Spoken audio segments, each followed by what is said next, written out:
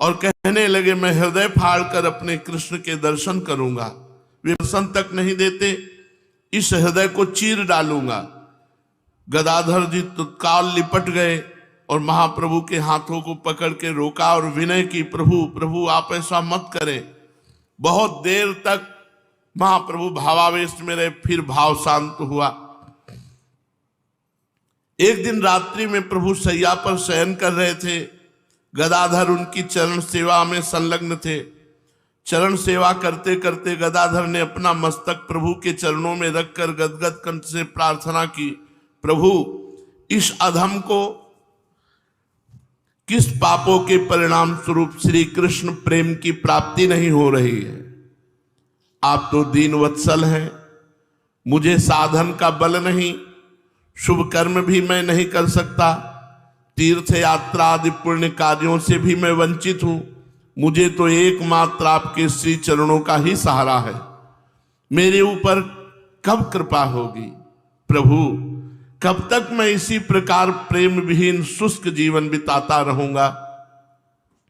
उनकी इस प्रकार कातर वाणी सुनकर प्रभु प्रसन्न हुए और आश्वासन देते हुए कहने लगे, गदाधर तुम अधीर मत हो, तुम तो श्री कृष्ण के अत्यंत ही प्यारे हो।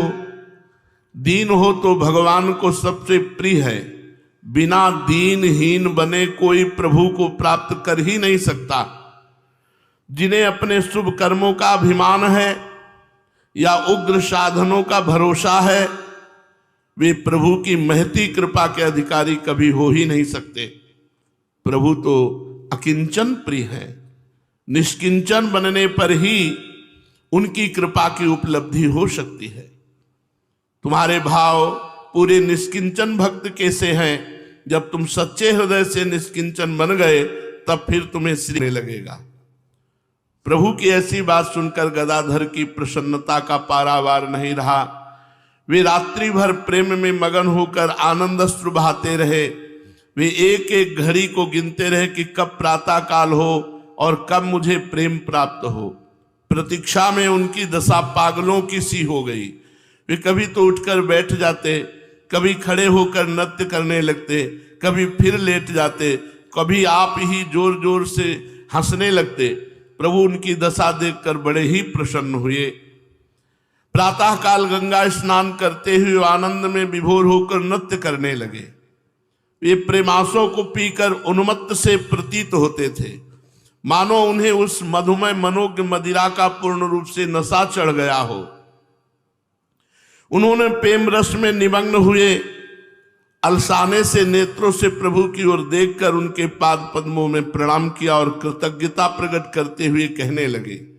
गदाधर ने कहा, प्रभु आपने इस अधम पापी को भी प्रेम प्रदान करके अपने पतित पावन पुण्य नाम का यथार्थ परिचय करा दिया। आपकी कृपा जीवों पर सदा अहेतुकी ही होती है। मुझ साधनहीन को भी दुस्साध्य प्रेम की परिधि तक पहुंचा दिया। आपको सब सामर्थ्य है, आप सब कुछ कर सकते हैं।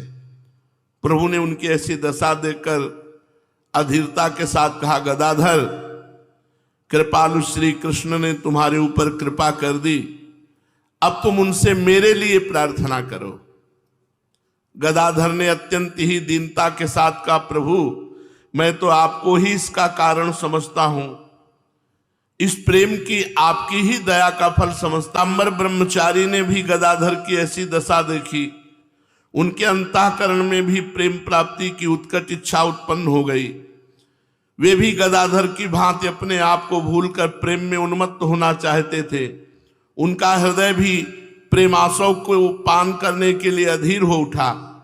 दूसरे दिन वे भिक्षा करके आ रहे थे कि रास्ते में गंगा जी जाते हुए चैतन्य महाप्रभु मिल गए। प्रभु को देखते ही वयोवृद्ध ब्रह्मचारी उनके पैरों में लिपट गए।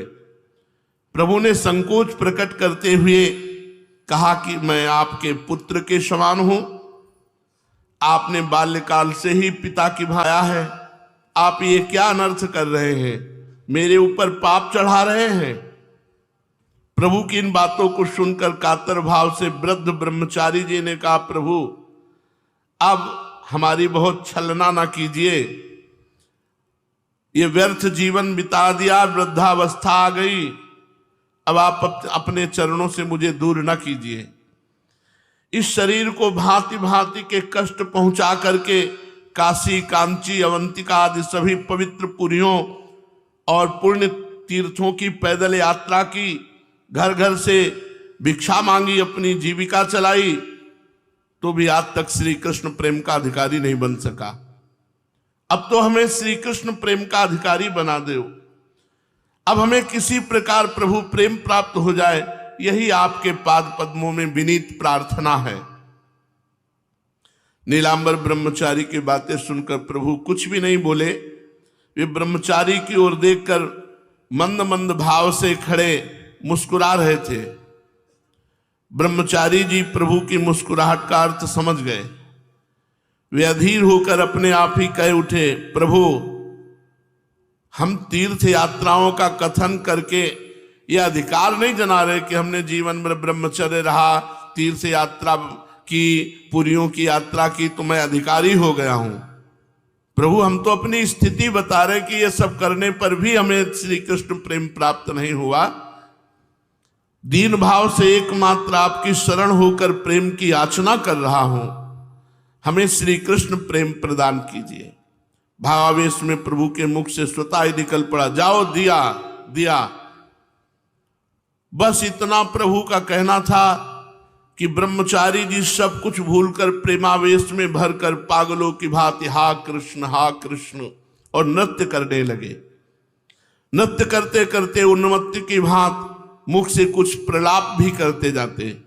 प्रभु उनकी ऐसी विचित्र दशा देखकर प्रेम में गदगद हो गए और उनकी झोली में धान मिश्रित भिक्षा के सूखे चावलों को निकाल निकाल कर चबाने लगे, मानो सुदामा के प्रति प्रेम प्रकट करते हुए। अंबर ब्रह्मचारी अब कृतकृत्य हो चुके, प्रेम हो जाए। भगवान का सब साधन कर यह फल सुंदर, प्रभु पद पंकज प्रीति निरंतर।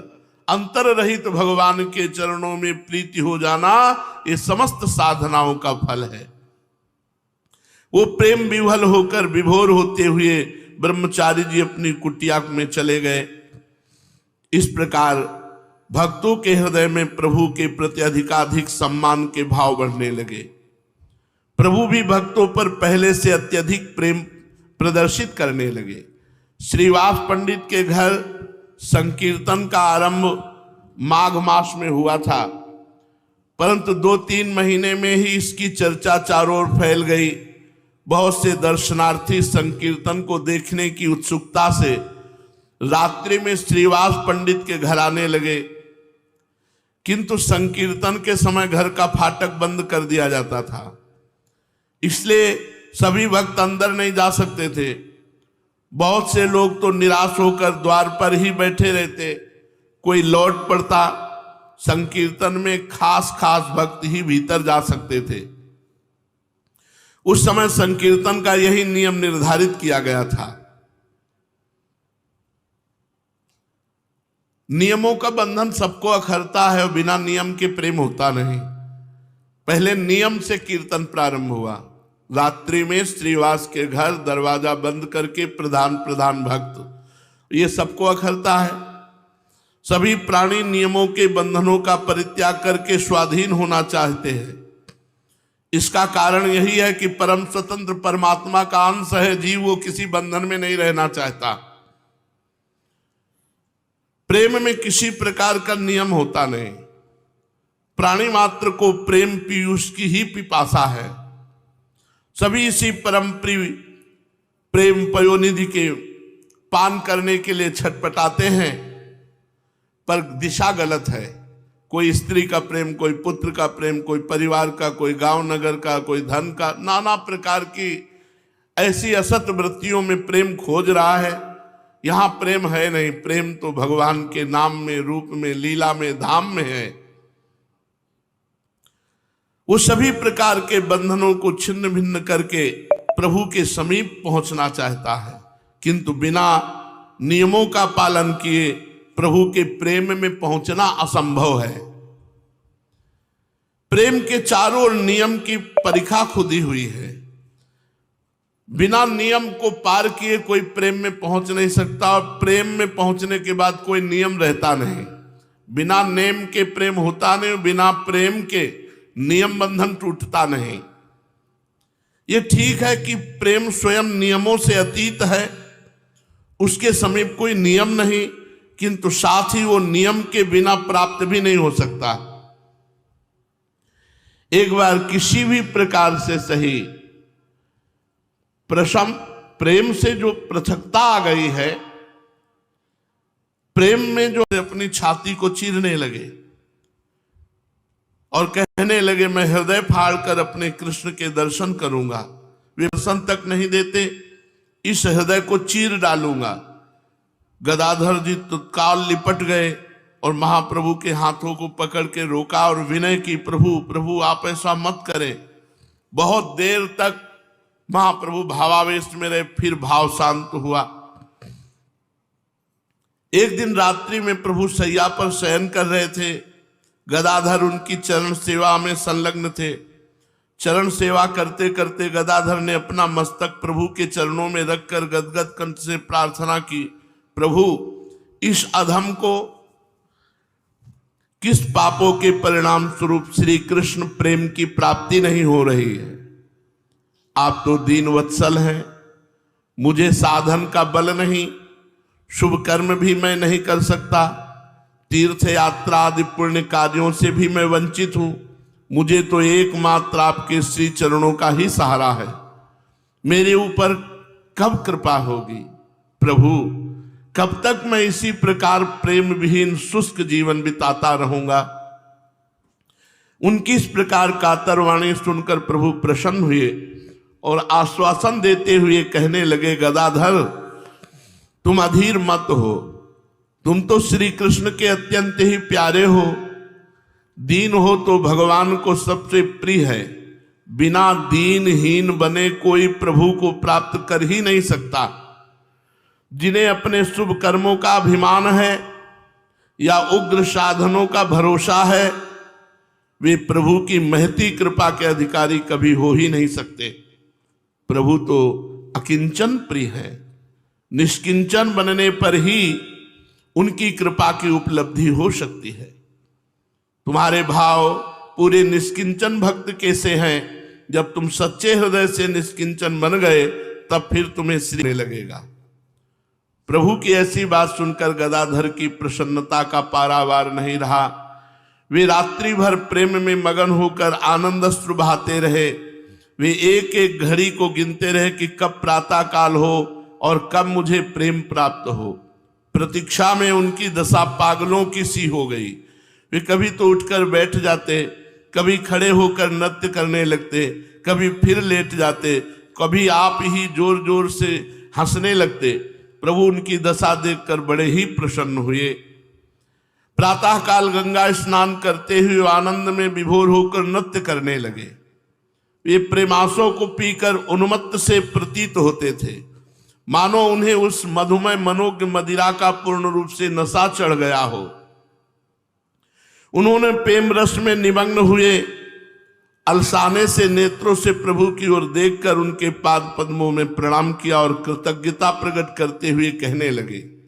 गदाधर ने कहा, प्रभु आपने इस अधम पापी को भी प्रेम प्रदान करके अपने पतित पावन पुण्य नाम का यथार्थ परिचय करा दिया।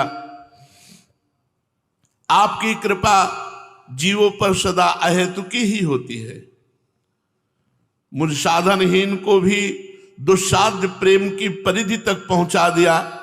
आपको सब सामर्थ्य है, आप सब कुछ कर सकते हैं। प्रभु ने उनकी ऐसी दशा देखकर अधीरता के साथ कहा, गदाधर कृपालु श्री कृष्ण ने तुम्हारे ऊपर कृपा कर दी, अब तुम उनसे मेरे लिए प्रार्थना करो। गदाधर ने अत्यंत ही दीनता के साथ कहा, प्रभु मैं तो आपको ही इसका कारण समझता हूं, इस प्रेम की आपकी ही दया का फल समझता। अम्बर ब्रह्मचारी ने भी गदाधर की ऐसी दशा देखी। उनके अंतःकरण में भी प्रेम प्राप्ति की उत्कट इच्छा उत्पन्न हो गई। वे भी गदाधर की भांति अपने आप को भूलकर प्रेम में उन्मत्त होना चाहते थे। उनका हृदय भी प्रेमासव को पान करने के लिए अधीर हो उठा। दूसरे दिन वे भिक्षा करके आ रहे थे कि रास्ते में गंगा जी जाते हुए चैतन्य महाप्रभु मिल गए। प्रभु को देखते ही वयोवृद्ध ब्रह्मचारी उनके पैरों में लिपट गए।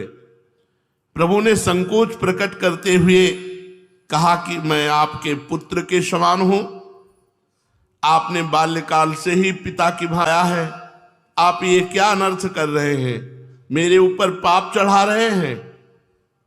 प्रभु की इन बातों को सुनकर कातर भाव से वृद्ध ब्रह्मचारी जी ने कहा, प्रभु अब हमारी बहुत छलना ना कीजिए, ये व्यर्थ जीवन बिता दिया, वृद्धावस्था आ गई, अब आप अपने चरणों से मुझे दूर ना कीजिए।